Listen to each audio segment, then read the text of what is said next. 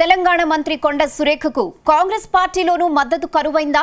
BRS నేతలు, టాలీవుడ్ ప్రముఖులు కొండ సురేఖను ఏకిపారేస్తున్నా అధికార పార్టీ నేతలు ఎందుకు మాట్లాడడం లేదు? అక్కినేని కుటుంబంపై విమర్శలపై హైకమాండ్ సీరియస్ గా ఉండటం వల్లే కొండ విషయంలో మౌనంగా ఉంటున్నారా? మొన్నటి వరకు మూసీ వ్యవహారం, ఇప్పుడు మూవీ వ్యవహారం. నేతల తీరుతో కాంగ్రెస్ పార్టీ సెల్ఫ్ గోల్ వేసుకుంటోందా?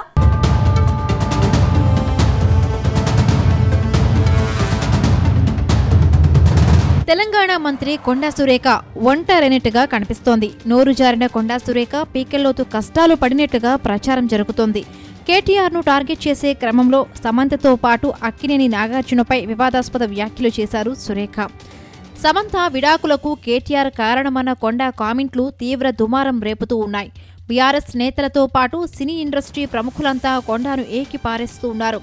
కానీ కొండకు మద్దతుగా మాత్రం ఎవ్వరూ రాలేదు. కాంగ్రెస్ నేతలు కూడా ఆమెకు మద్దతుగా మాట్లాడేందుకు ముందుకు రావడం లేదు.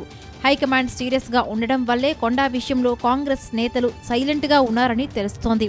దీంతో తెలంగాణ రాజకీయాల్లో ఫైర్ బ్రాండ్ లీడర్ గా పేరున్న కొండా సురేఖ అక్కినేని కుటుంబంపై చేసిన కామెంట్స్ తో ఒంటరయ్యారనే చర్చ జరుగుతోంది.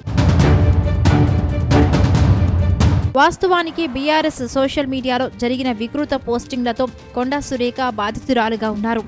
కొండా సురేఖపై మొదట్లో పెద్ద ఎత్తున సానుభూతి వ్యక్తమైంది. ఈ విషయంలో బీఆర్ఎస్ నేతల తీరుపై నెటిజన్లు కన్నెర్ర చేశారు. అప్పటి వరకు కొండా సురేఖకు దొరికిన మద్దతును మరింత క్యాష్ చేసుకుని కేటీఆర్ను ఇరుకుని పెట్టే అవకాశం ఉండేది.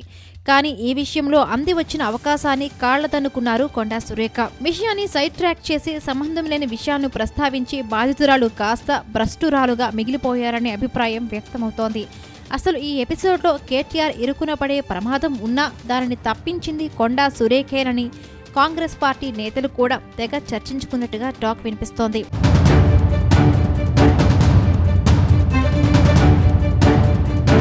ఇదిలా ఉంటే మొన్నటి వరకు మూసీ వ్యవహారం, ఇప్పుడు మూవీ వ్యవహారం అధికార కాంగ్రెస్ ను ఉక్కిరి బిక్కిరి చేస్తోంది. 10 ఏళ్ల బీఆర్ఎస్ పాలనకు చెక్ పెట్టి అధికారంలోకి వచ్చిన ఏడాదిలోపే కాంగ్రెస్ తన గొయ్యి తానే తవ్వుకుంటోందని పొలిటికల్ విశ్లేషకులు భావిస్తున్నారు. హైడ్రా, మూసీ ప్రక్షాళనలపై సామాన్యుడి నుంచి న్యాయస్థానం వరకు తీవ్ర వ్యతిరేకత వ్యక్తమవుతోంది. తాజాగా మంత్రి కొండా సురేఖ కేటీఆర్పై చేసిన వ్యాఖ్యలతో సినీ ఇండస్ట్రీని షేక్ చేస్తోంది. దీంతో అసలు కాంగ్రెస్కు ఏమైందని విశ్లేషకులు ప్రశ్నిస్తూ ఉన్నారు. మునుపటిలా నేతల వ్యవహారం లేదని, ఇదిలా కొనసాగితే పార్టీ భవిష్యత్తు అగమ్య గోచరమేనని చర్చ జరుగుతోంది.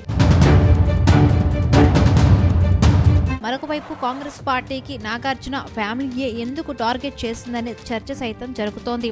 మొన్న ఎన్ కన్వెన్షన్ కూల్చివేత, నేడు సమంత నాగ చైతన్య విడాకుల అంశంపై కాంగ్రెస్ రచ్చ చేయడంపై సినీ ఇండస్ట్రీలో రచ్చ జరుగుతోందట. కాంగ్రెస్ అధికారంలోకి వచ్చినప్పటి నుండి టాలీవుడ్లో అక్కినేని ఫ్యామిలీని తప్ప మరెవరిని టార్గెట్ చేసినట్లు కనిపించడం లేదు. ఈ వ్యవహారం కాంగ్రెస్ పార్టీలోనే కొందరికి మింగుడు పడడం లేదని సమాచారం. ఎన్ కన్వెన్షన్ కూల్చివేత వెనుక ఎవరి హస్తం ఉందన్న చర్చ నడుస్తోంది. గతంలో ఎన్నడూ లేని విధంగా ఒక ఫ్యామిలీపై కక్ష సాధింపులు ఏంటన్న ప్రశ్న వినిపిస్తోంది. ఇక నాగ చైతన్య, సమంత విడాకులకు కేటీఆర్ కారణమంటూ మంత్రి కొండా సురేఖ పేల్చిన బాంబు రచ్చరచ్చ చేస్తోంది. ఇంతలా దిగజారుడు రాజకీయాలు చేయడమేంటని అక్కినేని అభిమానులు మండిపడుతూ ఉన్నారు.